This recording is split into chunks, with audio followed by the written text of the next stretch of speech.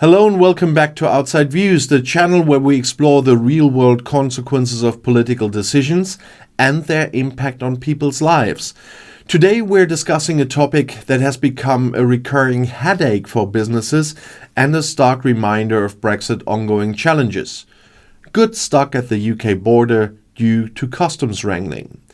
This isn't just about delays or paperwork, it's about the economic and personal toll of a system that has fundamentally changed how Brexit trades with the rest of the world. To fully grasp the significance of this issue, we'll dive into the details of the case at hand, the broader consequences of Brexit, and the historical and political context that brought us here. Let's start with one of the immediate stories. In Birmingham, Anderson & Hill, a popular delicatessen known for its high-quality sandwiches and specialty goods, is grappling with a significant problem. The deli imports much of its stock from the EU, including cheeses, olives and foie gras, which have become staples for its loyal customers. But a recent shipment of foie gras, worth £1,000, has been stuck in customs for over a month. The goods, originally dispatched from France, were sent back to the producer before being reshipped, only to remain stuck again at customs in Kent. For the shop's owner, Will Johns, this isn't just an isolated incident. Since Brexit, the challenges of importing goods from the rest of Europe have mounted. Suppliers have increased their prices to cover the cost of additional paperwork, or in some cases, they've stopped shipping to the UK altogether. Johns reports that prices have risen by at least 15% and the administrative burden has become a major hurdle for a small business. And this case is a microcosm of a much larger problem. Businesses across the UK, particularly those that rely on importing goods from the EU, are struggling to navigate the post-Brexit trade landscape. Delays at borders, increased costs, and the complexity of new customs procedures have disrupted supply chains and forced many businesses to rethink their operations. To understand why this is happening, we need to go back to the events of Brexit itself. When the UK voted to leave the European Union in 2016, the decision set in motion a series of complex negotiations over the terms of the departure. And one of the most contentious issues was trade. For decades, as a member of the EU, the UK was part of the single market and the customs union. This meant goods could flow freely between the UK and EU countries without any tariffs, quotas, or customs checks. Businesses on both sides of the channel benefited from this seamless trade arrangement, which minimized costs and delays. When the UK officially left the EU in January 2020, it exited the single market and the customs union. In its place, the Trade and Cooperation Agreement, or TCA, was established. While the TCA avoided tariffs and quotas, it introduced significant non-tariff barriers. And these include customs declarations, rules of origin requirements, and regulatory checks, which have added layers of bureaucracy and complexity to UK-EU trade. For small businesses like Anderson & Hill, these changes have been particularly challenging. Larger companies may have the resources to hire customs brokers or invest in compliance teams, but smaller businesses often lack the capacity to navigate these new requirements. New for the British, they were there before for others. The issues faced by Anderson & Hill are far from unique. Take the example of UK cheese producers who rely on importing raw materials from Europe or exporting their products to EU markets. One cheesemaker reported that a shipment of brie destined for France was delayed at customs, resulting in the product spoiling before it could reach its destination.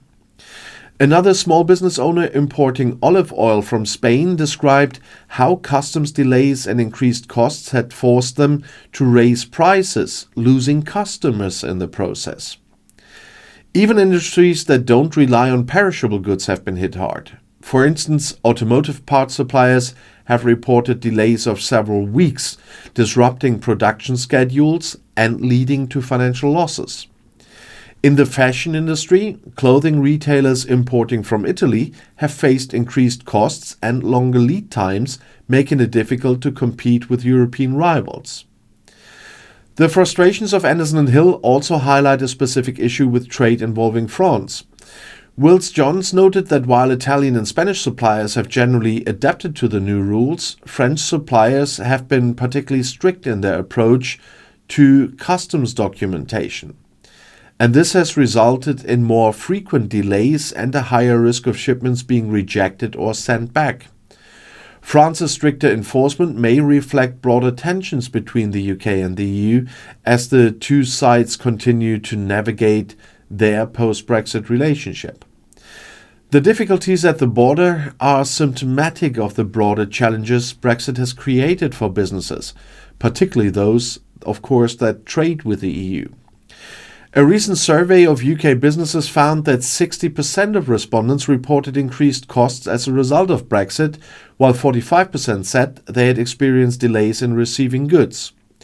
For many small businesses, these challenges are forcing them to make difficult choices, raising prices, cutting back on imports, or even closing their doors altogether. The economic impact extends beyond individual businesses. Disruptions to trade have contributed to slower economic growth, higher inflation, and a decline in investment. The Office for Budget Responsibility, or OBR, has estimated that Brexit will reduce the UK's GDP by 4% over the long term compared to remaining in the EU. And this is a significant loss equivalent to tens of billions of pounds annually. So what can be done to address these challenges? One potential solution is for the UK to negotiate adjustments to the implementation of the TCA. While the EU is very unlikely to reopen the agreement itself, there may be scope for targeted changes to simplify customs procedures and reduce delays. For example, agreements on trusted trader schemes or digital customs systems could help streamline the process for businesses. Another option is for the UK government to provide more support to businesses navigating the new rules. This could include financial assistance for small businesses to hire customs experts, investment in training programs, and greater outreach to ensure businesses understand the requirements. Finally, businesses themselves may need to adapt by diversifying their supply chains or seeking new markets outside the EU. However, this is easier said than done, particularly for industries like food and drink that rely heavily on European suppliers and customers. At its core, this is a story about people, about business owners like Will Johns, who are doing their best to keep their operations afloat in a challenging environment. It's about the customers who rely on these businesses for unique and high-quality products.